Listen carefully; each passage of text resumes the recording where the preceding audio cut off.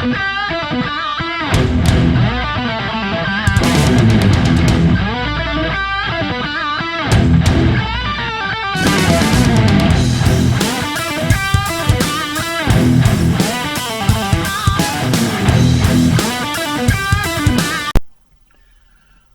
folks, this is the second video in the trilogy of Bruce Springsteen. I thought I'd do it for the simple reason is where all these videos are leading up to is this CD. This is the brand spanking new one, the new E Street Band Letter to Me or Letter to You. What I'm going to do is do a review of that. I've only literally got my copy about an hour ago, so I haven't played it, but I've listened to some of the songs on the tube, and what I've heard so far is easy as good as the sort of the best album he's done since The Rising. It's absolutely amazing, but I've just literally got my copy. So what I thought I'd do today is do a trilogy. Now, I've never ever done a rank out or an album ranking. Careful how you say that, Steve, but I've never actually done one on my channel before. I don't know why. But Metal Mickey's a master of that. He does the brilliant rankings. So what I thought I'd do is break the mould and do a really bad ranking instead.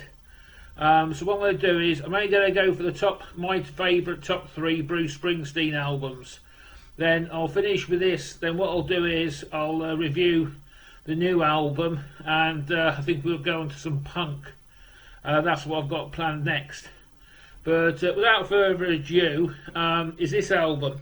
I'm going to just do an honourable mention. You have to excuse me, I went for an injection this morning, so if you see me getting slowly thinner and thinner and thinner, you know they've popped me and I'm deflating. Anyway, so without further ado, I'm just going to do an honourable mention, and that's this record. Now, this record won't be on my top 3 albums. For the simple reason is, I love it to bits. It's a very, very good, in fact, it's a brilliant album. It was released in the early 80s. The only fault I've got with it, it's very, very commercial. And Springsteen did a huge tour on the back of this album. And it's got some of my favourite songs on, like No Retreat, No Surrender, and Bobby G. And obviously Born in the USA is an anthem. But it just did not make my top 5. It doesn't even make the top 5 list, I'm afraid. It's not as good as his classic albums, sort of Nebraska, and before that.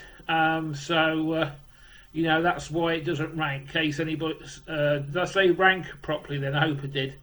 That's why I haven't put it in this ranking.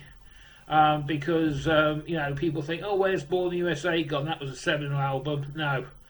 Not to me it wasn't anyway. It was a very good album, but it's nowhere as good as the 3 I'm going to show you.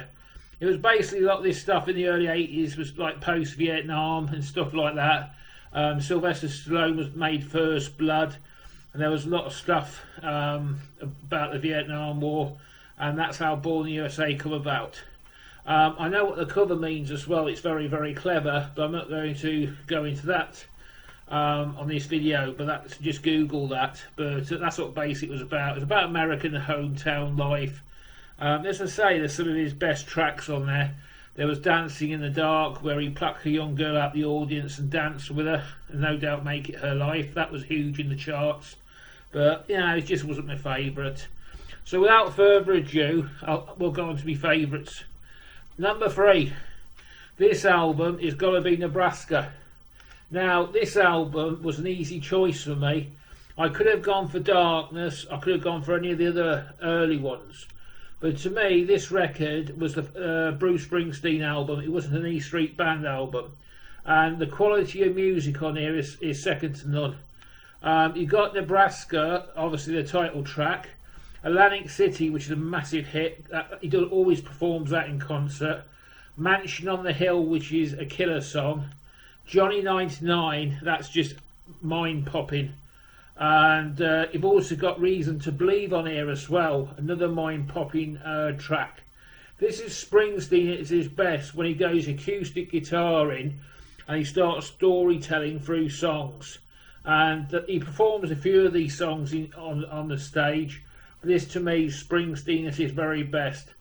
If you want to start collecting Springsteen CDs and you haven't collected any yet, The three I'm going to show you, the sort of, I think, the best representations of his work.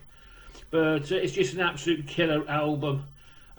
It could have traded places with the next album I'm going to show you, but I thought, no, this is definitely a number 3. This is classic Springsteen. The next release, of course, was Born in the USA after that. Now, number 2. This was a post. Well, let me tell you, this was like the first. The E Street Band broke up sort of after Born in the USA. And this album, they sort of re-got together and made this album. But this is sort of the post-classic era Springsteen, like if you like, post-USA. And to me, it's an easy number 2.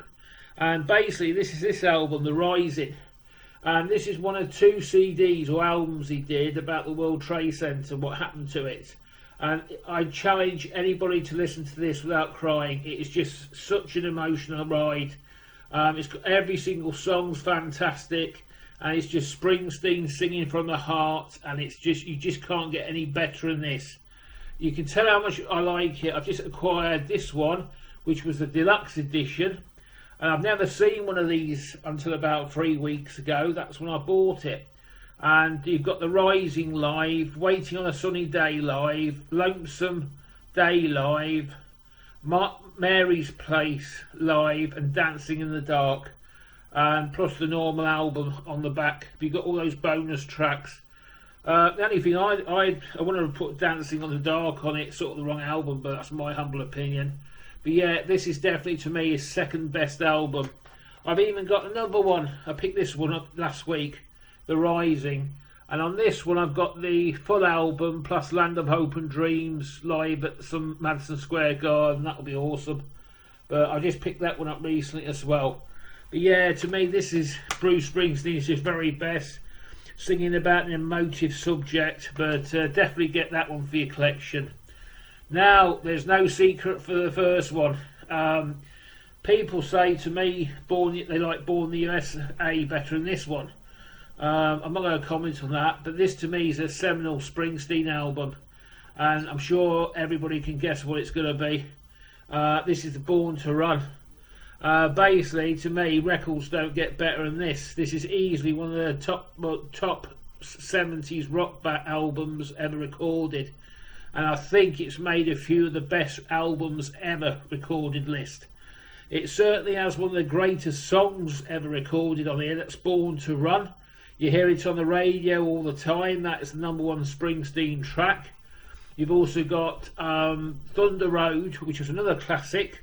But my favourite song of all times on here as well, Jungle Land. And late Clarence Clemens is aptly featured on there.